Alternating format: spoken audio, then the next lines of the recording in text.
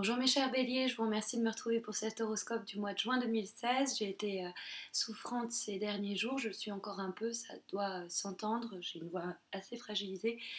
Je m'excuse donc pour ce délai. Alors que nous réservent les horoscopes, l'horoscope du mois de juin. On a un tirage assez dynamique qui va vraiment vous encourager à embrasser le changement, l'imprévu, la nouveauté, tout ce que la vie va vous mettre sur le chemin. Il faut vous montrer réceptif, réceptive et profiter des opportunités qui pourraient sinon ne pas se répéter.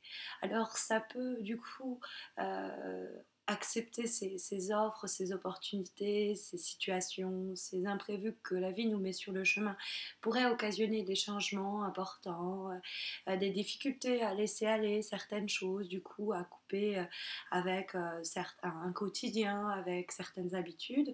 Mais néanmoins, le tirage nous dit que c'est ainsi pour un mieux et nous y encourage. Alors la première chose qui indique cela, c'est la carte du mât qui se trouve dans les aspects positifs pour ce mois de juin.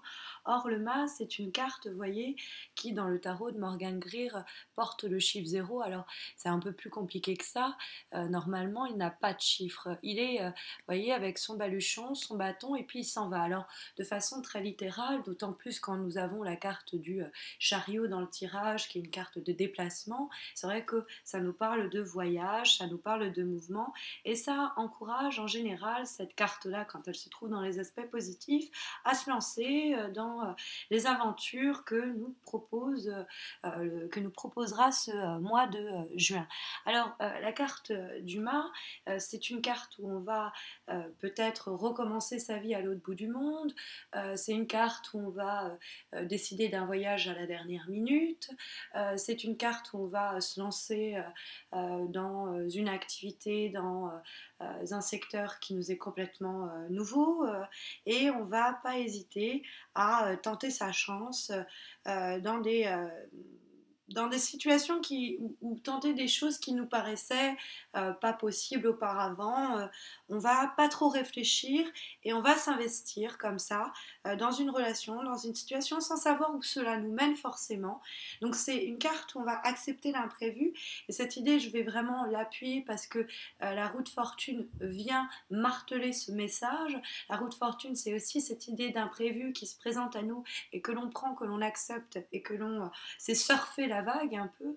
Et donc ce mât nous dit que on est sur le point de recommencer, de repartir sur de nouvelles bases, d'autant plus quand cette carte du mât fait effectivement face à l'arcane sans nom, qui quant à elle, par contre, se trouve malheureusement dans les obstacles et les difficultés.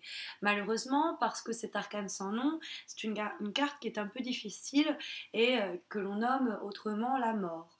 Alors l'arcane sans nom peut nous parler, bon bah, on subit un événement difficile, que ce soit une rupture, que ce soit un licenciement, que ce soit la perte d'une personne qui s'est éloignée ou qui effectivement nous a quittés d'une façon ou d'une autre. Ça peut être l'arrêt soudain d'une situation, en tout cas une épreuve que l'on subit et dont on pourrait souffrir encore au cours de ce mois de juin, ou dont on pourrait eh bien, justement venir à souffrir au cours du mois de juin, parce que c'est au mois de juin que cela survient. Alors l'arcane sans nom, quand elle est dans les obstacles, le challenge, c'est d'arriver à tourner la page, à faire son deuil de cette situation, de cette relation. C'est pas facile.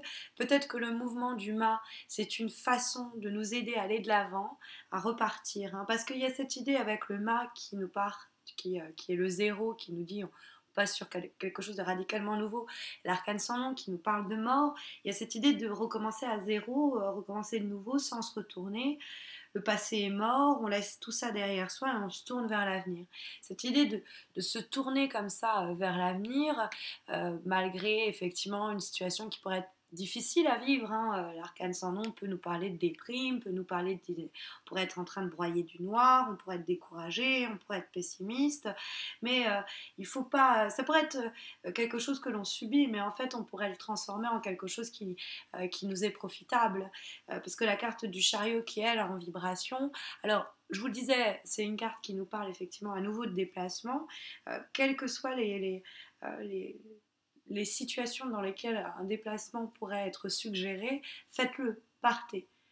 Dans quelles que soient les situations dans lesquelles il faut tenter sa chance dans quelque chose de nouveau, euh, faites-le. Euh, Osez l'initiative, osez aller de l'avant, osez vous lancer dans le vide, osez vous jeter dans le vide, parce que c'est ce qu'encourage très fortement le tirage pour peut-être arriver à surpasser ou à vous remettre peut-être des déceptions ou des ruptures, de la fin que semble signaler l'arcane sans nom et qui peut parler de déprime aussi, quoi. Alors, la carte du chariot, qui elle se trouve en vibration, elle est un peu comme le mât, elle est engagée sur dans le mouvement. Elle est dans le mouvement, elle est dans l'idée de bouger, que sa victoire, il faut aller l'arracher, il faut prendre les choses en main, il faut savoir se donner les moyens de ses envies, ne pas hésiter à se lancer à la conquête de nouvelles choses, parce que la carte du chariot, quand on veut, on peut, quoi. C'est un peu cette idée-là, surtout quand elle cède le pas à la carte de la roue de fortune qui vient lui répondre, qui est une carte aussi de mouvement, d'évolution. L'idée de la roue de fortune, c'est vrai qu'il y a, je le dis toujours, un peu d'instabilité, hein.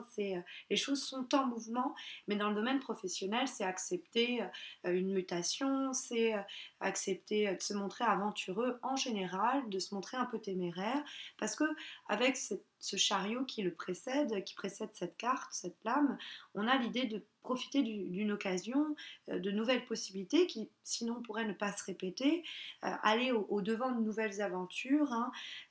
On pourrait aussi être tout simplement dans une phase où comme ça on va retrouver, ou c'est notre manière de retrouver l'envie de voir du monde, de se déplacer, de bouger, de changer les choses. Alors comme la carte du chariot nous parle du domaine professionnel mais aussi des déplacements, ça peut être une situation professionnelle qui s'améliore, ça peut être des revenus aussi, la roue de fortune, hein, l'argent forcément, mais on s'active pour obtenir ce que l'on veut, on est bien en proie de le faire. Alors ça peut être une façon aussi de vous encourager si vous êtes dans une phase de deuil ou dans une situation dans laquelle vous avez du mal à vous remettre, eh bien la seule façon, il n'y a pas de mystère, c'est le mouvement, c'est se remettre en selle et aller de l'avant, au devant de nouvelles rencontres, de nouvelles situations, même si elles portent leur lot d'imprévus, il y a du bon à aller chercher là-dedans. Donc il faudra se montrer réceptif ou réceptive. Je le fais exprès d'utiliser ce terme puisque c'est la cinquième carte que nous avons pour ce mois de juin. Vous savez que je tire une cinquième carte dans le cadre du tarot Oshozen, qui est une relecture philosophique et spirituelle du tarot de Marseille, de c'est la mineure et majeure. Et ici, il s'agit de la reine de coupe, qui est donc représentée par cette fleur de lotus, ces pétales complètement ouverts, derrière lesquels on voit un être apparaître. Cette carte de réceptivité est intimement liée à l'émotion. C'est une carte où on va être branché à ses besoins, ses désirs, ses envies, à aussi s'épanouir et se débarrasser, hein, l'arcane sans nom, de tout ce qui va nous entraver, nous empêcher d'aller de l'avant, à réussir à faire ses deuils, à couper les liens, à couper les ponts avec ce qui nous fait du mal. La carte de la réceptivité, de la réception, la reine de coupe ou la reine de l'eau, d'eau, comme il l'appelle dans le tarot Shozen, c'est une carte qui nous invite à nous montrer ouverts à ce que la vie nous propose, sans demande, sans attendre quelque chose, de prendre ce qui se propose, s'offre à nous, de l'épouser, de l'embrasser, afin qu'on arrive à communier, si vous voulez, autant avec soi, mais aussi avec les autres, à sortir d'un état un peu dépressif ou difficile que pourrait d'ailleurs mentionner l'arcane sans nom. Alors, c'est ici pour moi l'occasion de vous signaler que j'organise chaque mois un horoscope, pardon, un concours sur ma page Facebook, j'abandonne, pour vous permettre de remporter un tirage personnalisé gratuit. Donc, n'hésitez pas à me rejoindre sur Facebook. Vous pouvez aussi vous abonner à ma chaîne YouTube si ce n'est pas encore fait. Et puis, je vous retrouve à la fin du mois de juin, que je vous souhaite très bon, pour vous proposer les horoscopes de juillet. D'ici là, portez-vous bien.